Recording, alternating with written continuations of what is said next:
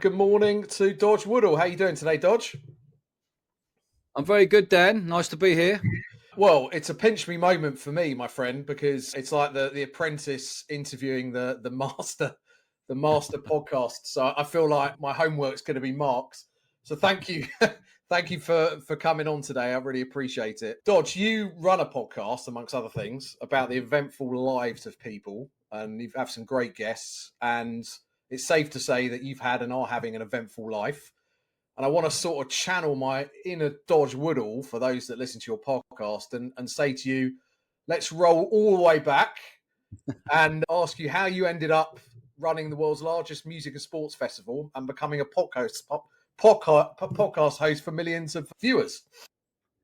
It's quite a it's been some journey, Dan. It really has, and I've been involved in the events world now as an adult for 20 plus years, 27 years, throwing parties, putting on festivals, and it all started really from a kid. I grew up in London, living above pubs in London. We had a nightclub next door to our pub, and I was just around that environment the whole time, and you get to learn things very quickly. You get to learn that entrepreneurial spirit, and you get to learn how to sell, how to promote, and create win-win situations. And sort of as a kid, I was around that environment the whole time, and you learn very quickly to be streetwise, and that's led me into the events world for the last 27 years.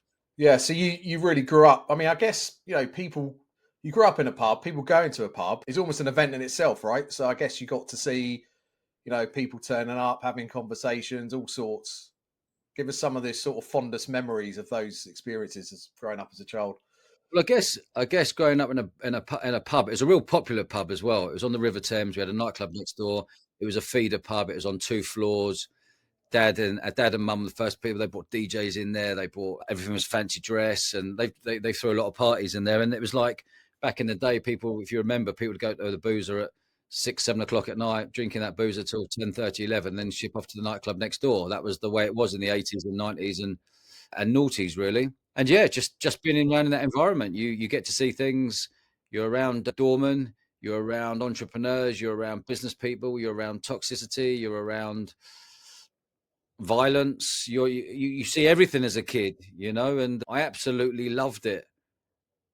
Absolutely loved everything about it. And you learn to become an entrepreneur and a businessman at a very young age. And my mum and dad's from East London, mum's from Manchester, 2 entrepreneurs, weren't educated, left school very young, but they had this wonderful gift of giving me self-belief as a kid. And as an adult now and a dad, the best gift you can give your children is self-belief, and you can do this or go for it. Fancy doing it? You go for it. Go and check it out. So you can work it out. And yeah, I feel very privileged, very privileged. Very different upbringing though, Dan. I was going to say, living- because it Yeah. might put some people, you might have seen a few things and thought, you know what, this isn't for me. I don't know, when you went to school, whether you were kicking around with people with us, that are in a similar situation, or you went to school where, kids were living in, I guess, quote unquote, a more normal environment, not above a pub. And you might have thought, well, actually, I want some of that rather than what I've got. But what you're saying is it actually helped you, and you're drawing on that experience today when you're running your businesses. Is that fair to say? Yeah, absolutely. Absolutely. You started your career diving into the live events industry and organising parties and nightclubs. I think where you were at university, was that right? Yeah, in my second year at uni, I started throwing parties at the local nightclub in town and worked out a business model that was, I kept that business model for the next 10 years when I left uni. Right. Tell us about that. But how did you, again, I'm always interested from an educational perspective, people listening to this podcast, they might be in a similar position. When you say you worked out a business model, how did you do that? Is that drawing from your experiences of, being in the pub environment, having nightclubs next door, or did you just... Oh, I guess so, yeah. Well, you think about it. When I was 10 years old, I was selling tickets to the nightclub next door. So people would go to the nightclub next door, but they'd come into Dad's feeder pub before. I'd go to the manager of the nightclub next door and buy tickets for £1, and I would sell them for £2 to all the people in Dad's pub. But it was a win-win situation again, because they're buying for £2, but they'd get queue jump. So instead of them queuing up with 1,000 people down the road, they'd get queue jump and get straight into the nightclub. So, at the age of 10, I was selling 20 tickets on a Saturday night and coming out of £20. And in the 80s, £20 a lot of money for a 10-year-old for like half an hour's work, just before everyone's leaving in the pubs. And it's funny because you think about your upbringing, and your upbringing has a huge impact on who you become today, where however you're taught from your parents or whatever you see or your environment. You know, when I look back, I think, wow, okay, I was selling tickets to nightclubs at the age of 10 every Saturday. And then in my 20s, I was selling tickets to 10,000 students every single week across the UK for 10 years. I had 12 nightclubs every week in different cities. I'll take the door money, they take the bar money. And it was just an amazing business model, because at £3 a pop and 2,000 capacity clubs, the sums really works out nicely. Yeah, and it's And interesting, and it's it's like, interesting. sorry, I was going to say it's the same as what you're doing now, and just generally in business. Ultimately, you're buying something or selling something at a price and trying to get a margin on it. I mean, that's Oh, absolutely. The thing that I got taught from my mum at a very early age, she was like pound a man, pound a man. The first deal I ever did as a 10-year-old was a pound a man. I would earn that extra pound. The first ever deal I did at the age of 22 or 21 at university was go to the local nightclub. They had 1,000 people in there and they were charging £2. And I went in there and I said, listen, I'm one of the main faces on sports campus, one of the main rugby boys. How's about we charge £3? I keep the extra pound and I'll get more students into your club every Wednesday. And they signed the contract. right. So in my second year at university, I was coming out of, that nightclub. I was coming out with £2,000 cash every single week in Loughborough. And I had another nightclub in London, in Wandsworth, and Yeah. that was bringing me £1,000 a week. So as a student, I was getting £3,000 a week in the mid 90s. Wow. What were you So it doing was with all the money? saving it. Were you serious? Saving it. Yeah. Yeah, mate. Yeah. Saving it. I was stashing, I was keeping it. I was like building my pot, because I was like, this business model is unbelievable. So when I got into my final year, when I finished uni, I was like, I'm not going to go and get a job because I don't think I'm employable. I'm gonna identify all those big nightclubs that are in the UK at the moment sitting empty, the mega nightclubs, they're sitting empty Monday, Tuesday, Wednesday. I would approach the nightclub and say, you're sitting there empty. I'll take the door money. I'll pack all the students there every single week. You take the bar money. Win-win. And it was a wonderful business model, because that nightclub was closed in the midweek. We were the pioneers of student parties in the 90s and noughties. So it was a wonderful business model that we scaled in our second year to 3 nightclubs a week. Then it went to 6 nightclubs a week the following year, then 9 nightclubs, and the following we had 12 nightclubs every week across the UK. So from Birmingham, Manchester, Oxford, London, Brighton, Bournemouth, all over. And it was no social media. It was all Flyers, me right? and You were like literally on the street flyering, I mate. guess. I've spoken to hundreds of thousands of people Yeah. face to face, Yeah. flyering for 10 Yeah. years. And because you're thinking about, they're going out, they got 2 options or maybe 2 nightclubs. You're trying to get them into your nightclub and not that nightclub. And once you've got them into your nightclub for 4 weeks, the other nightclub ends up getting closed down. Then you have everyone for that 32 weeks of the student calendar year. And you said something there that I just want to go back to. You said you got into it because you thought you weren't employable. Yeah. Davey, why did you think that? Is that because you were looking around, seeing people that you were with getting certain types of jobs that you thought, in an office or whatever, that weren't for me? And like, why do you think you weren't employable? I couldn't think of anything worse being told what to do. Simple as that. What to do, what to wear, when to arrive for work, when we got to leave. I look at environments now. I think people they're adults. They've been told what to wear. Like, you've got to be there at 9 o'clock and you finish at 5. If you leave at 5, everyone's sort of creeping out the door thinking, "Oh, am I leaving early?" They're feeling guilty. People are staring at them, going, "They're leaving at 5 o'clock. Why they're not staying later?"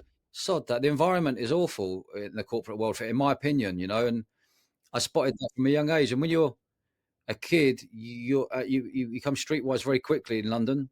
And I just knew that I've always created my own businesses from the age of 10 to different businesses all the way up to the age of 20, earning money. The money just got greater, and you're working out, you're working what works in business. And I've always sought to create win-win situations. And it's a very simple one-liner, but it's true. Yeah. What sort of motivated you then? Was it the money, or did you get off from doing the deals, or did you not have a plan? Oh, Some people I speak to, they just were doing stuff, they didn't know where it's going to lead to, but they were quite enjoying it. I loved it. Yeah. I loved going to a nightclub that was closed and then finding out the manager or the owner's number and going in and have a meeting in that club to have a look at their club. That feeling when you walk into a nightclub and there's no one in there and you're visualizing a main stage, you're visualizing where the DJ is, you're visualizing everything, the movement of people. And, you know, I've got a massive buzz. I've been in so many nightclubs in my life that buzz, that feeling of knowing that you could get 2,000 people in this club or 1,500 people in this club. That's a lovely feeling. Then you cut the deal with the club and get the contract signed. Only a one pager, dead simple. Get the contract signed, and then it's up to us, ready for those students when they come back in September to promote the backside out of it with hundreds of thousands of flyers and posters and looking after all the captains and sports teams so they can all queue jump. And the model was just lovely, and that lasted from 98 to 2008. And you mentioned sports there because, if I'm not mistaken, I was going to say you were, but you still are a sportsman. I guess you're in good nick. I think you pride yourself in your fitness. How's that been important to you? Like, I guess during that time as well. Do you think that gave you the focus? Obviously, it gave you the connects to get people into clubs, etc. How was, like, you know, keeping fit and doing sports throughout your journey been important to you? So important. So important. The most important thing. My health, feeling good, feeling in great nick. You know, just everything about training is not just for your body, and people just think you've got to go to the gym and all that. It's not. It's what you put in your mouth. You know, if you're putting crap in your mouth, which majority of the foods that are on the shelves these days is loaded with sugar, it's not a good it's not a good place having lots of sugar in your body, and because it affects your mind so much. But for me, sports everything. You know, having a healthy body, healthy mind, you can cut better deals, you can last longer, you're not slumping, you get respect from people. I respect people who are in good nick, you know, because you have that mutual respect saying, mate, you've had a lot of discipline. I can see that you've worked hard for it, because you can't get in good shape and feel good without grafting and having discipline to say no to certain things in life. Yeah, no, absolutely. And I just want to go back to the nightclub bit for a minute. Like, were there any major challenges, pitfalls, any times that you can think about where you thought, well, this isn't going to work, but you managed to overcome them? Again, just like people listening, because it's not a straight line to success, right? I'm sure during that, No, of course how it's not. many years it was it like 10 years you were running the clubs? 10 years running, Yeah, throwing the partners and creating brand. We created 3 brands yeah, back then, student brands. One was called Pop Your Cherry. of course. Yeah, the next one was called, the next one was Fill Your Boots, and the other brand was Bottle Love. Right. Yeah. So we created 3 brands that we could go. The reason why I did that is one of the reasons, because if you go into a city, for example, went into Oxford, there's 2 nightclubs. You go into one nightclub and take the Wednesday night, and then you end up closing the other nightclub down because they're all coming to you. The other nightclub says to you, "Can you take our Monday night?" So all of a sudden, you got the market. So you got a Monday and a Wednesday in 2 clubs. That's why we created different brands. And it was looking back, it wasn't a complicated business. You know, it was a quick hit business. You know, the more people you got in your club times £3, that goes straight in your pocket. The outlays weren't loads. We didn't have offices. We were traveling around the country, staying in hotels Monday, Tuesday, Wednesday. We setting up teams of people in every city where we were. You'd have a team of 12 people in Manchester or Birmingham, whatever. They're your promoters. You're sending the flyers and posters up. You've got family and friends taking the door money on the doors. You're making sure that I was in with every head doorman because they had the clicker. So if I'm phoning up, I can't be in all these places at once. So you're building really good relationships up with the club managers, the head doorman, and making sure that your night's protected, because there's lots of people out there when they see someone successful come in and want to take your business away from you. So yeah, I was going to say, we were, did that ever have or did that it nearly happen to you? How did you deal with that? To give us of course, loved it. You loved it. Loved it. Yeah. Loved it. Absolutely loved it. Yeah. What did you love about it? What, the buzz, like, you know, just the adrenaline? Everything about someone trying to take your business off you when we're in our 20s was a buzz, because it makes you work harder, it makes you graft harder, it makes you promote harder, it makes you build more relationships up with the key people of influence at those universities. Make sure you're looking after people, make sure you're getting queue jump, makes you looking after all the sports teams, you're just looking after people. I'm not saying give them freebies, but you're looking after and building relationships. And, I was never taught this. It was just something you learn as a kid, and you learn as getting into your adulthood. And again, it's creating win-win situations, and it's being nice to people, and when you're speaking to thousands of people, and I was doing it for 10 years every night, you've got 10 seconds with people to turn their mind to get into your nightclub rather than the other nightclub. There might be 10 people there. And all of a sudden you're thinking, okay, well, yeah, I loved it. I loved competition. Yeah. I mean, the nightclub world, I don't know if it, today, but back then could, I guess, definitely be a bit murky, right? You get some characters. Lots of characters. Especially on the doors. Did you get any sort of physical threats to you, whether verbally or like in person or whatever, like, off my patch sort of thing? It was, yeah. Okay. What happened? Tell us. Of course. You got to think, we were, me and my best mate, when we set it up, my best mate from the age of 4, he's a tough cookie. And we were going into other people's cities. We're going into Manchester and fly posting the whole of Manchester, or fly posting the whole of Birmingham or Leicester or whatever it was. And obviously local promoters won't like that. But you did what you did because we didn't know any different. We were just hungry to pack out our nightclubs and then leave at 2:00 and go to the hotel and then drive back down to London after doing our 4 days across the country. Yeah. And I guess also taught you about managing teams. You said there, you had teams all over the country. Yeah. In the different places where you had these 12 nightclubs. Have you drawn on those experiences today? When you set up Bournemouth, Absolutely. Sevens and elsewhere, and now I see a lot of your stuff, and it seems like you give people a chance. You're not too fussed about their background. It's really how they show up and attitude. And I can imagine you've drawn on how you used to run the teams like back then. When absolutely. Tell us about how you've, I guess, evolved your leadership style.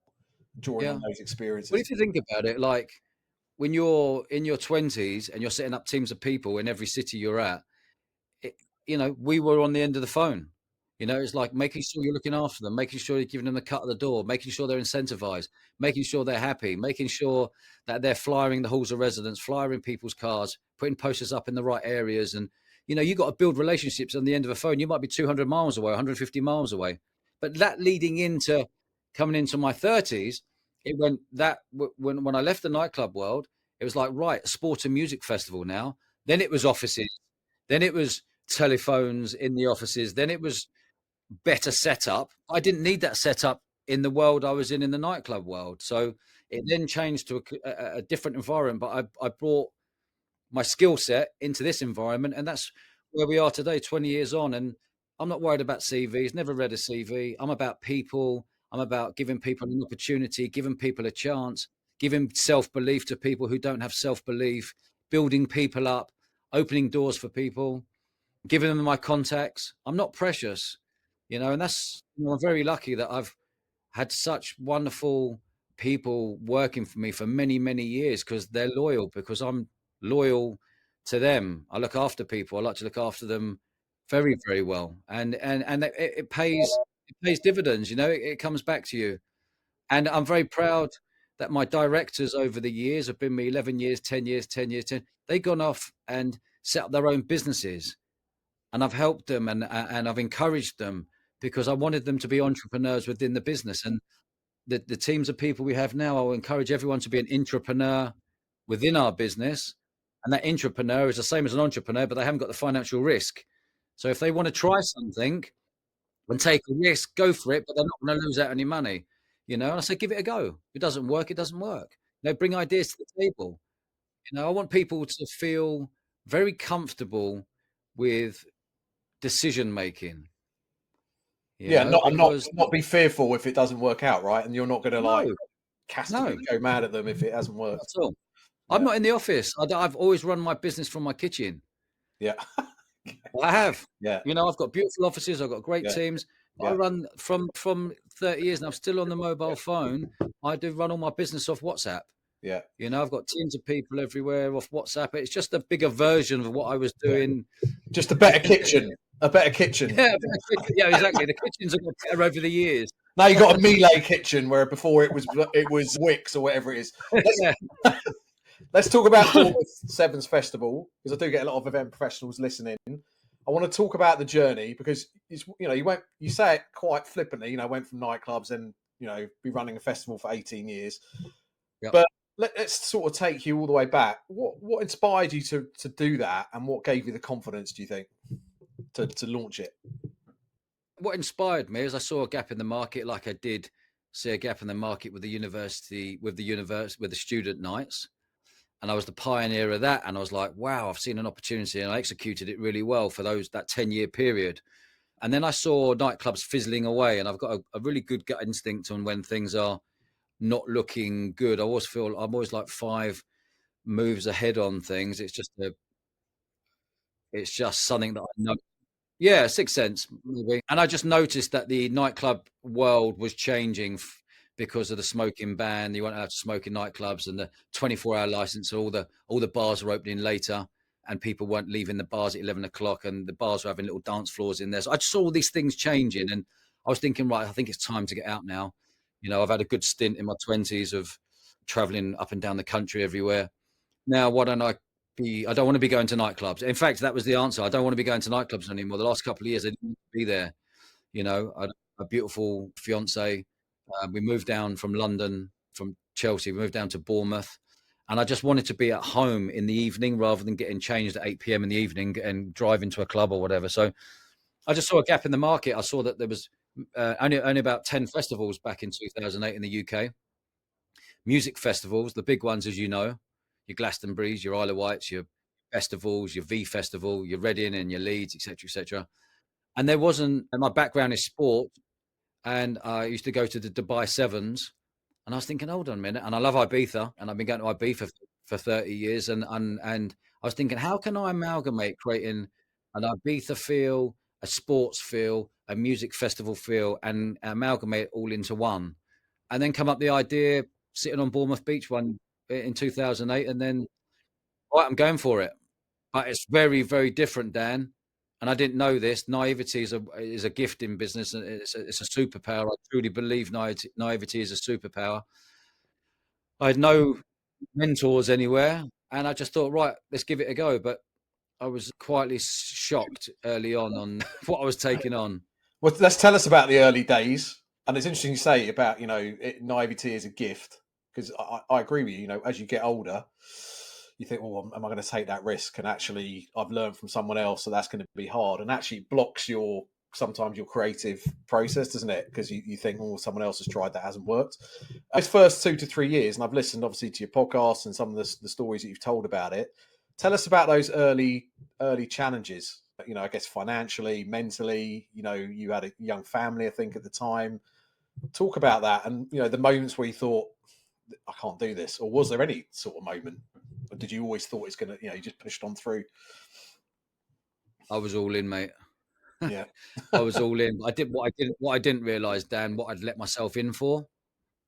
Right. It's very different being a promoter of having your own brands and being a promoter of clubs than it is to owning a festival and hiring 67 acres of land and then realizing you haven't got a clue about. I knew what I was good at, promoting, well connected in the sports world.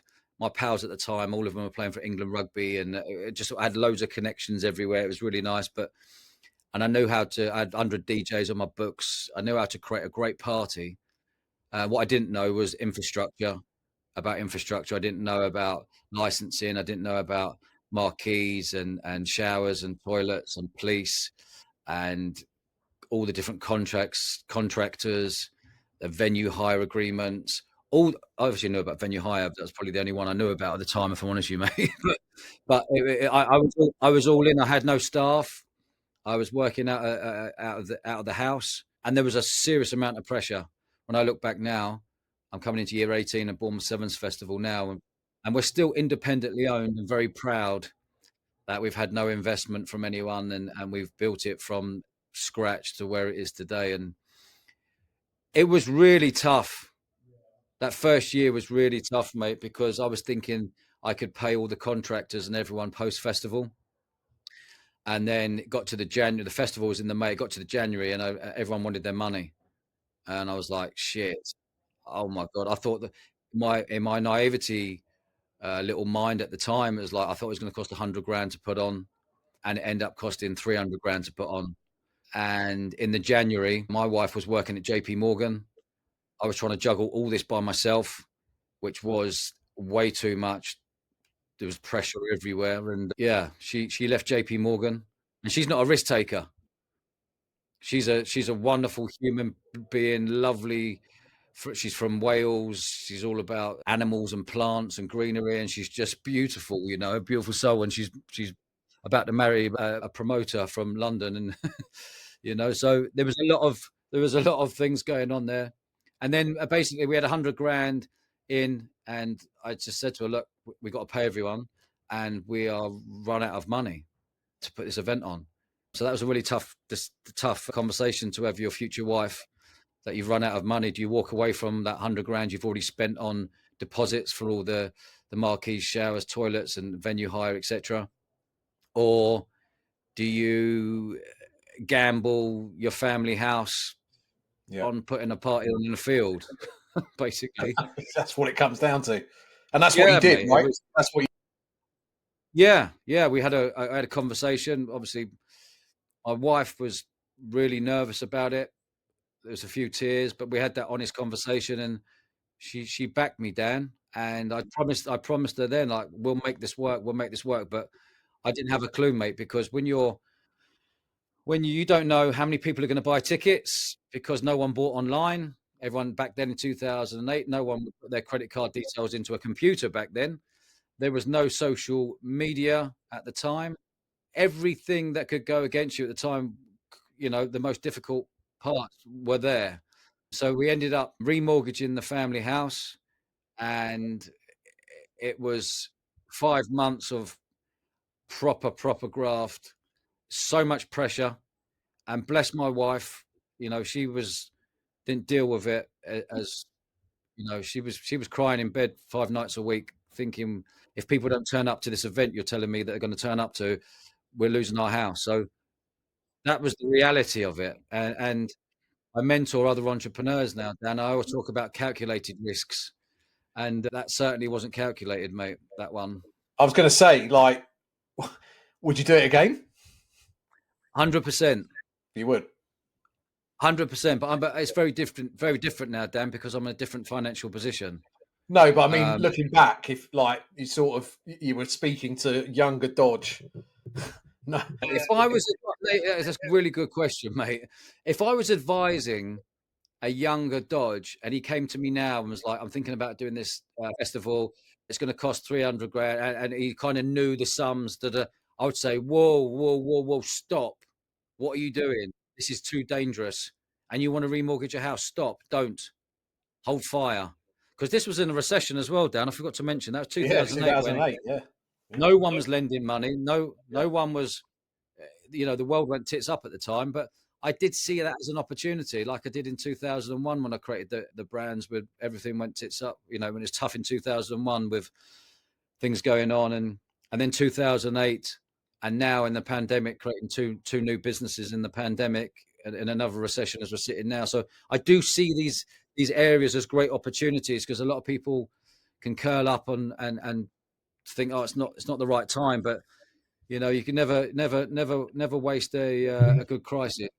No, that's an amazing story. Thank you for sharing it. How many people did turn up at that first one? About 4,000 people.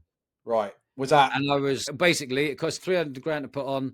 But the weird thing is, when you're putting that on, the security are coming to you and saying, how many security do you need? And I was like, I don't know. They're like, why don't you know? I said, well, no one's buying pre-sold tickets. I'm waiting on the door.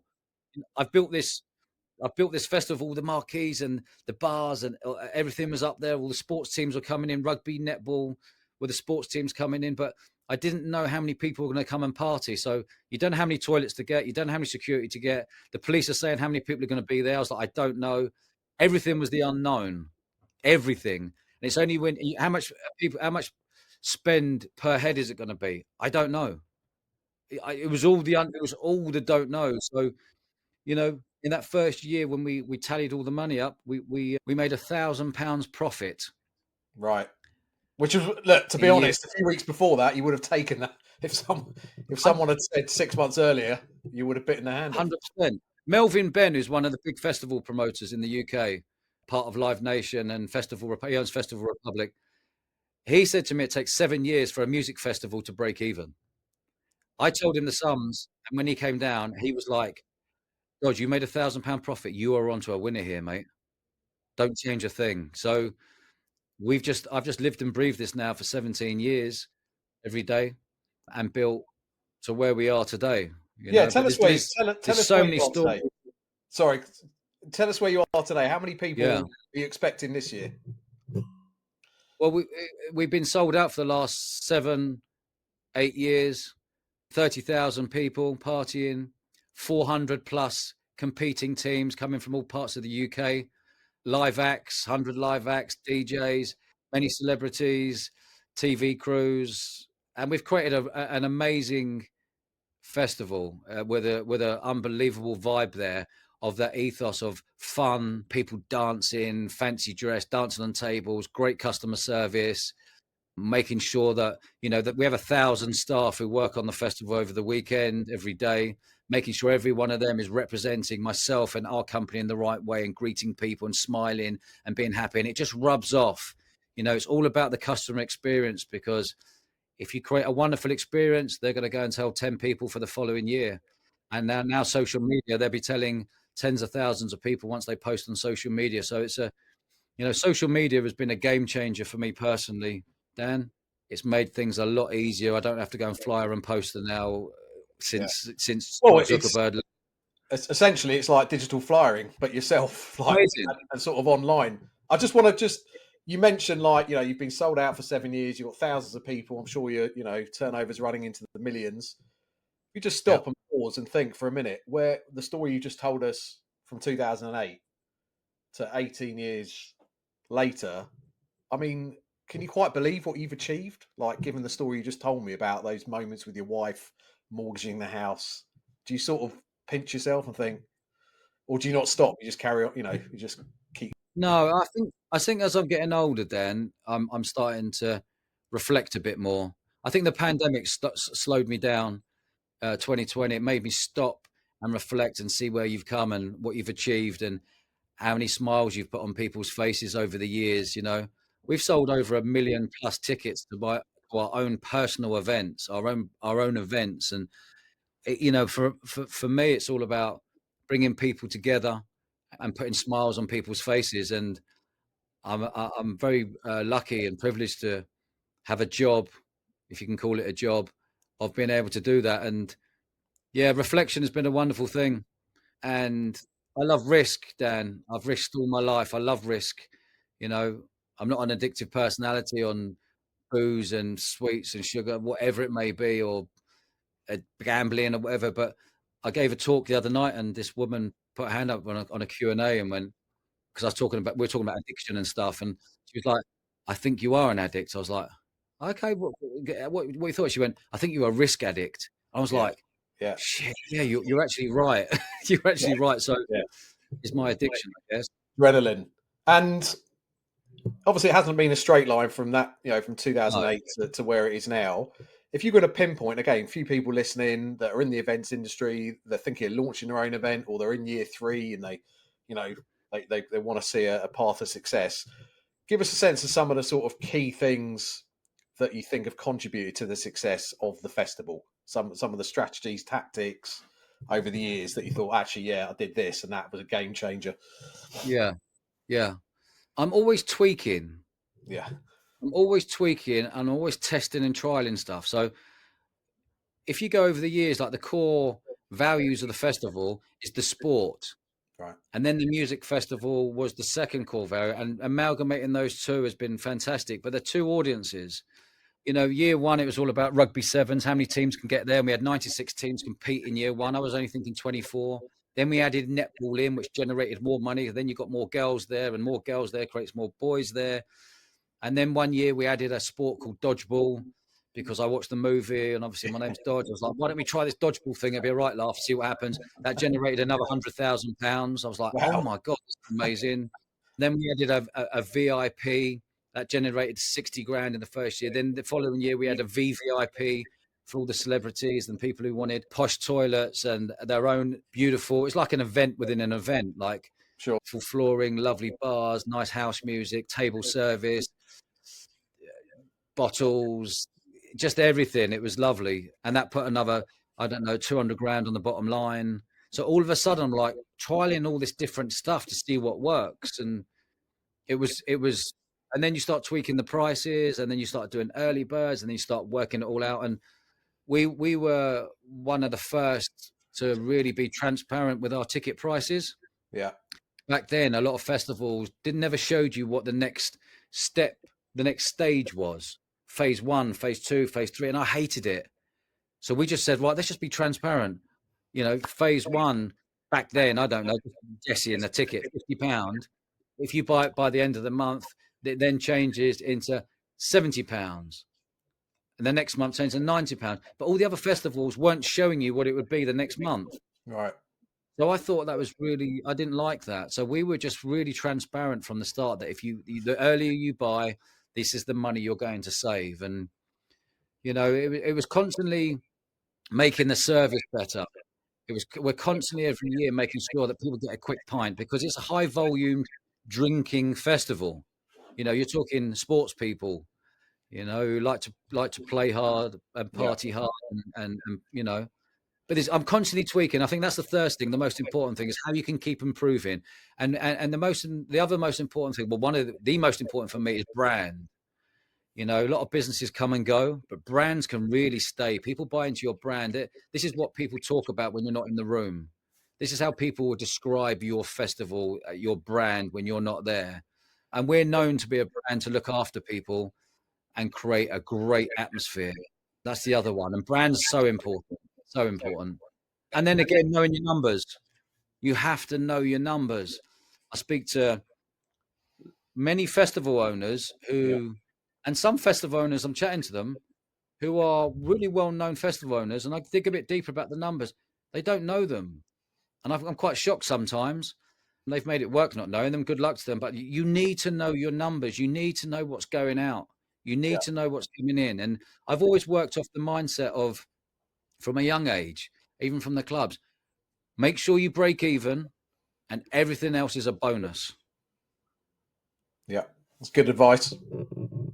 And that advice, you haven't got expectations of wanting to earn, I need to earn 50 grand net, 100 grand net, £250,000 net, £1 million net. Everything else is a bonus. And as you're building over the years, you can lower your overhead. You can tweak things. You can tweak prices. You might have to have more staff. You might have to have more staff on the day. You might have to have more security. Those bills goes up. So what do? You have a look at your bar prices. You have a look at your ticket prices. You'll have to look at your upgrades. You have a look at your camping prices. Say if people want to go from camping to glamping. Yeah. We have a massive glamping campsite. People want luxury, and that's changed over the last 4 or 5 years. People won't even think about glamping. I'll ask you how the sort of the attitudes of some of the visitors have changed. And you also mentioned the brand, because obviously you said you're still independent. And I guess, it's never going to be exactly the same to when you first set up. So how do you make sure that you don't lose, because there's accusations of Glastonbury becoming too corporate.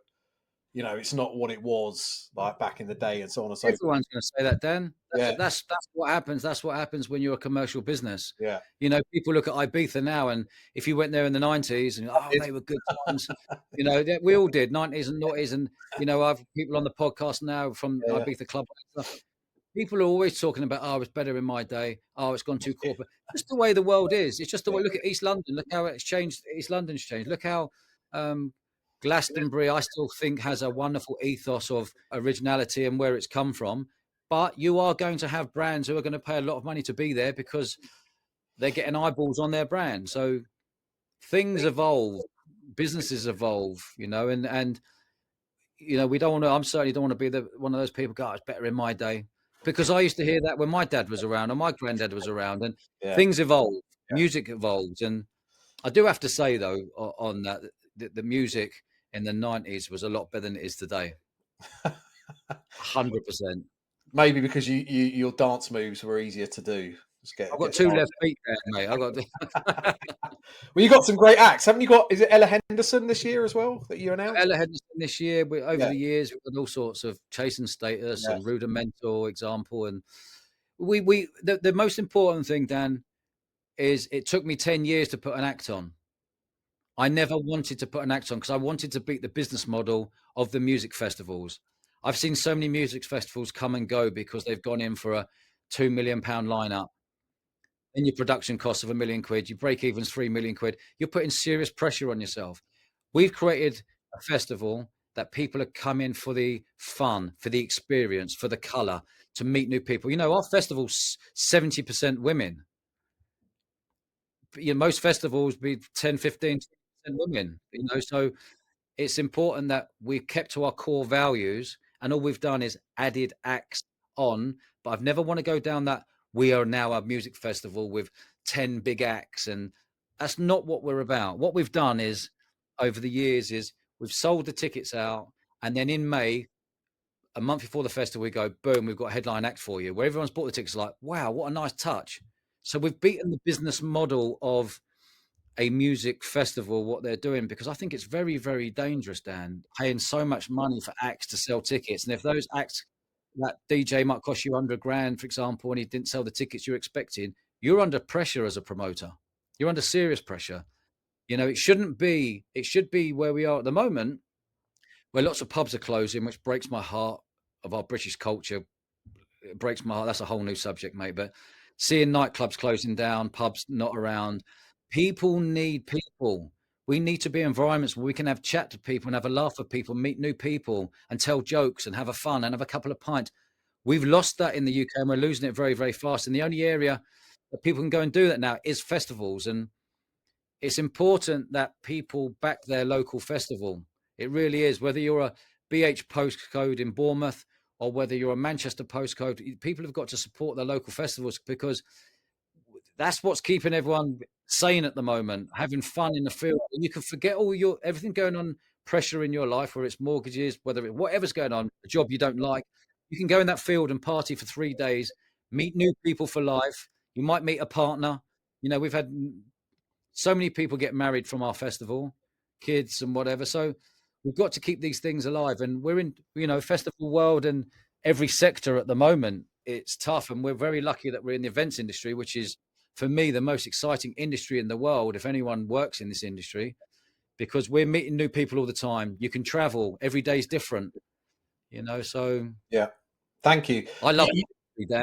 Well, I was listening to you, like your passion sort of pours off the screen, and you can sort of hear that also and see it with your social media posts. And I want to talk about, sort of more present day. Obviously, your podcasting, you set it up, it's tremendously successful, and I guess I would say you're sort of like a commentator now, social commentator, on all the channels, talking about the fact that maybe things are not going so well in this country. I think you've been, my words, fair to say, quite critical of the government of the day, and you're worried, I think, genuinely, because you're worried about entrepreneurs. Also, but what you said about, nightclubs and places shutting down that people used to gather and have more social interaction. Talk about that. Just give us a sense of where you think we're at as a country, and our leaders that we've got. We don't have any leaders. The end. Yeah. What do you mean by that? Not the We right. don't have any leaders. We don't have any leaders in our country who are running our country. I'm not into politics, by the way. Sure. And I don't watch the news. I like to stay in my lane. And if there's anything that what is big happening in the world, a friend of mine, or my wife will tell me. But I've always just stayed in my lane because I don't want to hear any noise. I want to keep my mind free of any negativity. But since these new people have come in, I've really it's really shocked me that it really has, that we don't have a leader of our great nation. It's so pessimistic. The first words that come in when you come into power, that, oh, it's going to be a tough 4 years. It's going to be horrible forever. It's like, I don't want to hear that. And listen, I understand it's tough, but bring some optimism, please. Yeah. You know, you can change your words. What I find hard is that we haven't got a leader that I'm noticing as the days are going on, less and less and people have respect. And we just want a leader to represent our country in the right way. And what's happening is a huge knock-on effect in our country at the moment with the ridiculously high turnover taxes everyone has, you know, and taxes is a very funny thing because 99% of people don't understand tax, VAT, income tax, corporation tax, national insurance tax, Yeah. which actually is employer tax. All these confusing taxes. They're all taxes. They're different names. VAT. And I just find it really odd that how we've got to this place where everything is confusing. So people just pay it and accept it. We're not getting value for money, which is probably the most infuriating thing. And I think it's very, very difficult for entrepreneurs and startups right now to make a pound note. And I just did a talk the other day on my podcast, just a 45-minute one about business, and it was basically a no bullshit talk on where I think we are at the moment, how tough it is for people to earn money. And Yeah.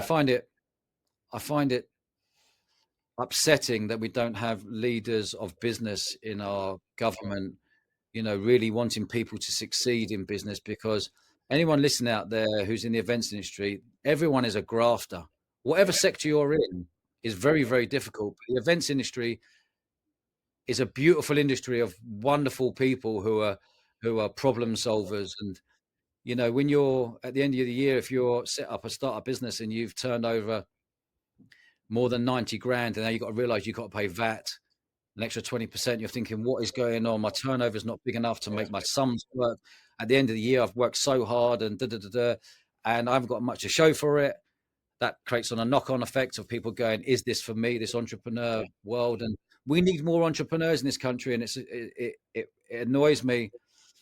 It doesn't annoy me. I see why people are doing it. But lots of my mates have left the country and gone to warmer climates because they're getting better value for money. They're getting sun. They can play sport in the day. They're in sunshine. They can do their business and not getting stung with all these taxes. So let me ask you a question. If this was this environment when you were thinking about starting Bournemouth Sevens, would you have done it? Yeah. You could do it in this environment. I think it's really, really tough. Yeah. I've seen a number of festivals. There were 70 festivals that got cancelled last summer. Put it that way. Yeah, in the UK. I've seen new festivals pop up at the moment, and I've seen their lineups they put on for year one. I'm like, oh my God, that's so dangerous. It's so dangerous. Like headline acts and stuff like. Yeah. But you know, you can put all these acts on. You know, there's a fine line of putting acts on, and there's a fine line of a promoter putting acts on for their ego. And it's a weird place because I never put acts on for ego whatsoever. I don't like that. I don't put a lot of big acts on. I don't want to. I don't want to be all about the acts. It's all about the experience for us. And I'm seeing promoters come in, and the more DJs they book, they get more credibility from people. So the ego gets bigger, and then they want to book more acts, but they don't realize you're not just booking the act for 50 grand. Then you're getting another act. It adds up. Then you've got their rider. Then you've got everything that adds up on top of it. Then you're trying to make ends meet by getting more people in because you've got more acts. So your break even might be 10,000 people. Then you're putting more acts on, the break even might be 12,000 people, and the ticket sales aren't as good as they're meant to be. Then you're realizing at the end of it, you might be £500,000 down, and then that's year one. And then year two, your ego gets in the way. We've got to give it a go again because I don't want to walk away from this festival because people think that I failed. You're chasing your losses, aren't you, as well? You're chasing yourselves. It's really difficult. And then year three comes in, you've lost another 250 grand, so you're 750 down. Then you're like, I need to sell shares in this business. So someone come and buys 50% shares or 51% shares. And then all of a sudden your shares over the years get filtered down. You're thinking, I created that festival. Now I own nothing. Someone else owns it. And it's a very, very risky game. It's a very risky game if you're just going down the music route. If you got deep pockets like Live Nation, you know, you can afford to maybe on some of their festivals lose £1 million here or £2 million here or 500 grand here because you'll go again because They're huge. But for independents, it's a very dangerous game right now because there's a lot less people out there who are spending like they used to spend because the way the UK is at the moment, mortgages rising, cost of living going up. The last thing people decide to do is, first thing they do is cancel their gym memberships. Then they don't eat out as much in the restaurants, and that's why independent restaurants are closing down very, very fast at the moment. That's why local boozers are closing down fast because the footfall's not there. There's all these horrible things that I'm seeing, and it's Yeah, I see that. yeah. I feel I sort of hear the pain in your voice because you're seeing it and you're thinking it doesn't need to be that way. And you've also commented on, and we've all seen what's going on in the US, right? Whatever you think of Trump, he's come in and he's not backward and coming forward and making decisions. And he's brought in Musk again, whatever you think of what he's doing. But it's coming in. They're trying to cut the fat of like all this bureaucracy and try and get business moving. Do you think that's something we can learn from, like over Well, here? 1000%. Yeah, One thing I don't know Trump. I don't know Musk. I know he's minted. I know Trump got a business mind. So as a businessman, if you take their names out of the equation, okay, they've brought a lot of optimism in. So America at the moment, my friends in America, like I say, what's it like over there? Like everyone's really optimistic. They're bringing all the money back into our country. There's optimism there, and who wants to be around a pessimistic vibe? We want to be around optimism. We need people who are just going to make us go, yeah, there is light at the end of the tunnel. And if we had business people at the helm of our country, it would make a lot of entrepreneurs and startups and business owners, even if you're 10 years in, 20 years in, with these new employment tax coming in, if you've got a lot of staff, that's going to sting you. That might be your profit gone, your normal profit, because you've got so much more overheads and so much more tax to pay. And it doesn't matter what sector you're in. I speak to many sectors across my friends. Everyone's finding it really, really difficult at the moment. And I think it's going to get harder. I don't want to say that because I want to say, yeah, it's all going to be fine in 6 months. We'll be fine. But the reality is, it's tough out there. It really is. And I love business. That's my sport. My sport is business, Dan. And I help a lot of people, with saving them money, giving my number, and I'm there for them on the phone and helping them make decisions. And, they might not be the right ones, but at least they can bounce off me and know what to do in these tough times. Yeah, I feel your frustration. I want to move on to talk about the learning and educational platform that you set up, the Event Crowd.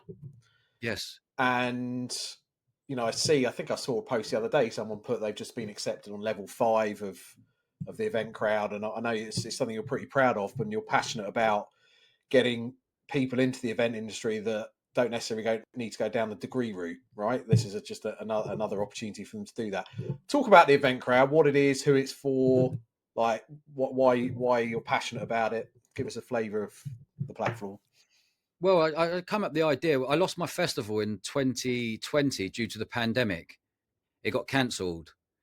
So, that made me think, right, I need to think of a new business. So I thought of 2 new businesses, and we set up a Eventful Lives podcast, and we set up a brand called Event Crowd, the Event Crowd. And the Event Crowd was an idea of mine that was like, how can we create an online events course for people? Well, they don't have to go to university. So I brought 40 of the leading industry experts in, we filmed them, and we created a course. And that's been a real journey. We're coming into our 5th year now. And I just saw a gap in the market where people were going to university, going to do an events management degree, leaving £50,000 worth of debt, and then struggling to get an events job, because there was no, as an events person, and people employ a lot of people, you don't go and do GCSE events. You don't go and do A-level events, but we all go to events. But no one ever talks about it. It's like you go to a sporting match, you go to a wedding, you go to a festival, you go to a concert, you go to whatever. These are all events, but events weren't described in the right way. So I've kind of wanted people to realize that there is an opportunity if you are organized, if you are a people's person, if you love going to events, if you are that person who organized your holiday for your 6 mates, if you are that person who has notes, you to-do lists, and you were organized, it's like, actually, there's an opportunity here if you get into the most exciting industry in the world, the events industry. There wasn't a pathway anywhere. There was a pathway of getting into the events industry. It was like people sort of just stumbled into the events industry. They went and volunteered, or they got their foot in the door somewhere. They ended up working their way up the ladder. But there wasn't a highway the events industry. Like in the pandemic, the events industry was hidden, I believe, behind the hospitality name. Yeah, you're right. The government didn't understand it. There was so much frustration from the events industry, all parts, about Absolutely. what it was and what the help it needed. And so, how proud are you of like some of the, I guess, students or people that have interacted with the platform and gained employment into the So industry? proud. Yeah, So proud. Like so proud. I invested in real tough times in 2020 when we lost the festival and no one knew what was going to happen. I loved it. I loved everything that was happening. I was like, this is the opportunity to start creating. This is the opportunity to start building things. And now we're coming into year 5. I'm so glad we created that because we've got so many people into the events industry, getting jobs because we fast track you. You can do our course in 3 months. yeah, A level 4 or level 5, and you can learn everything you need to know about the events industry from all my experience and all the people I've brought in, knowing that you can learn on a screen with an amazing user experience and feel like you're really achieving something and progressing every day by doing an hour a day or an hour and a half a day on there, knowing at the end you're going to get diploma, knowing that we've got a dedicated team at RHQ to get you a job, in the events industry, to open the doors of all the contacts that I've got or we've got, so I saw an opportunity. Again, I saw a gap in the market. yeah. When you finish your university degree, no disrespect to unis, but do they really care about you? No, they don't. You're out the door. Yeah, They've got your money, your £9,000 a year. It's a business. Universities, respect to universities. It's a business. They've got your money. Once you finish your degree and you wear your hat and you get your photos done, yeah, you're off. yeah. But you're off with 50 grand's worth of debt around your neck, which you're going to be paying until you're 65, £200 a month, £300 a month, trying to pay this thing off, which at the moment is your fun money. So I just wanted to fast track people, Dan. So instead of doing a 3 or 4 year degree with a year out, you can be fast tracked, do this course, and we've got a dedicated team. Once you finished it, we will go and get you a job in the events industry. So it's getting more people in the events industry. The amount of people that left the events industry in 2020 was unprecedented. It was like, what? Everyone's leaving because there was no events going on. People still had mortgages and mouths to feed for their kids or whatever. They went and worked in a bank, or they went and become a estate agent, or they did whatever they possibly could to guarantee money coming in. So lots of people left, which was really upsetting. But I also thought, now's the time to bring a new breed coming through to protect our industry. So well, congratulations on it. I will put a link in the podcast description as well for anyone that's. I appreciate that. I'm super proud of that, Dan. Like, yeah, no, I can tell. Super proud of it. Yeah, and when you invest, we invest. And again, I was working all out at the time. It wasn't like, I'm really well educated, I'm going to create an online events course. I was working it all out. How does this work? What is the? Yeah. We've tried everything. We had 2 years of building this before we launched. We're in a really, really nice spot now. So if anyone goes and checks it out, you'll see the user experience and the quality that we're giving. Interesting, because what comes across is that you care passionately about people and an investor in people. And I think only yesterday you posted a picture of a young girl who you met, I think at a restaurant, and then she had an interview with you, and then you said you haven't got a job, and you went back to the restaurant sort of undercover and gave her a job. And I think only the other day at the conference that you were at this week, Confex and Event Production, she received an accolade of being 30 under 30, and she's still with you, right? She's one of your events. She's still with me. It's a beautiful story. That beautiful story. Like in the pandemic, met her working as a waitress, and she was just bang on the ball and sharp and fun, and she loved her job. I just gave her my number at the end and said, if you want to, she knew I was the owner of Bournemouth 7. I said, drop me a WhatsApp, you fancy it? Drop me a WhatsApp. Come in for an interview. She was brilliant. I left it when she left. I said, there's nothing here at the moment for you, but I'll keep your number and thank you so much. Good luck. That afternoon, I knew she was back working at the Turtle Bay Chicken Restaurant in Bournemouth. I went in there, booked a table under a different name. put the menu up over my face for 5 minutes. She couldn't see me. She come over to serve me, and I dropped the menu down. I was like, she was like, "What are you doing here?" I was like, "Just to give you some good news that you got a full-time job. I've created a job for you at Bournemouth Sevens as an event manager." Wow. She was literally hysterical, crying, happy. It was just the most amazing feeling in the world. I've got goosebumps even thinking of it now. It's just, and you're just doing, you've changed someone's life or help, give them an opportunity. And she's now senior events manager. She's been with me 5 years. She's our future. She'll be a director one day. And she won an award at the event show the other day for one of the best events people under the age of 30. So amazing. What's her name? Just give her the name check. Kira Holland. Big shout out to Kira. Kira Holland. Excellent. Thank you. Listen, we're getting towards the end, but it would be remiss of me not to talk briefly about the podcast and your journey as the host of Eventful Lives. I mean, I listen to it. It's my go-to podcast. I'm not just saying that to you before. I used to listen to others before they became a little bit woke for me. But you interview proper characters, and I'm really enjoying the sort of Ibiza season at the moment. Takes me back to things I can no longer do. What do you enjoy most about? Like, you just seem like so natural, and you just like having chats with people. Like, what do you get out of it? I know it's now business, and you're making money. I get a buzz. Yeah, I get a buzz. People. I love people, Dan. I love people. I love meeting new people. I love people. Like, I was brought up for respect everyone, whether it's the dinner lady, whether it's a cleaner, whether it's a CEO, whether it's a celebrity. For me, everyone's the same. You have respect for every single person. And I just love people, man. And we've created this podcast. We've ended up now, we're 4 years in. We haven't missed an episode once a week. 280 people I've had on the podcast, all real characters from club world, clubland, to entrepreneurs, to billionaires, to events people, to the criminal underworld, to comedians, to sports stars.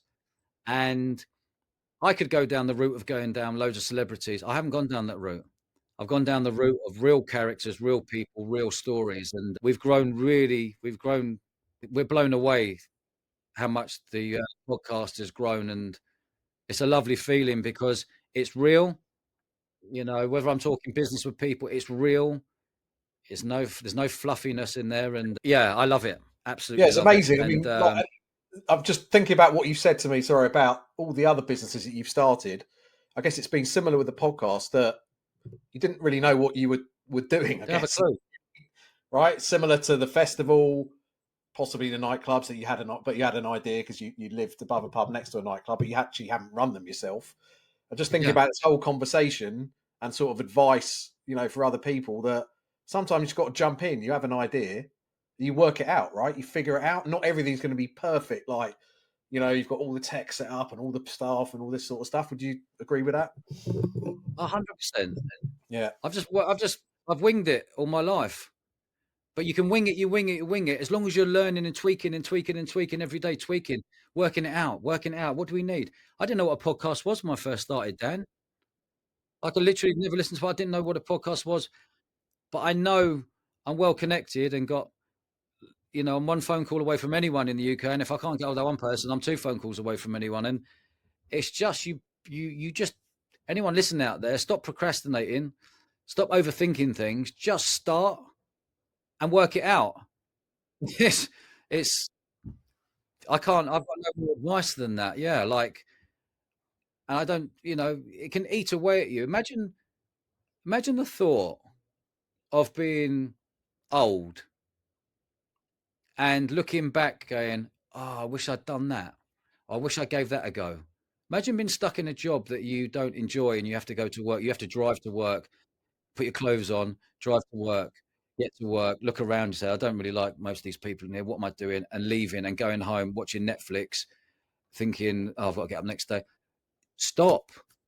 Get out of that environment. And do something that gives a spark in you. We got one life, Dan. We got one life, and the average person might get to 80 if we're lucky. We got one life. Like, you've got to do something that excites you and do something you're good at. What are you good at? Find out what you're good at and try to do something in that. Like, I know it sounds quite... No, it makes sense. Straightforward. But it makes sense. just get Thank up you. and do it. I was going to ask you what your final question about your what advice you'd give to somebody, but you've already done it. You've sort of encapsulated it.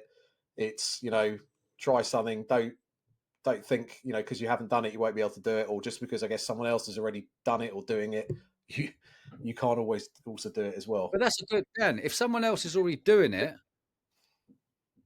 do that, but make it better. Yeah.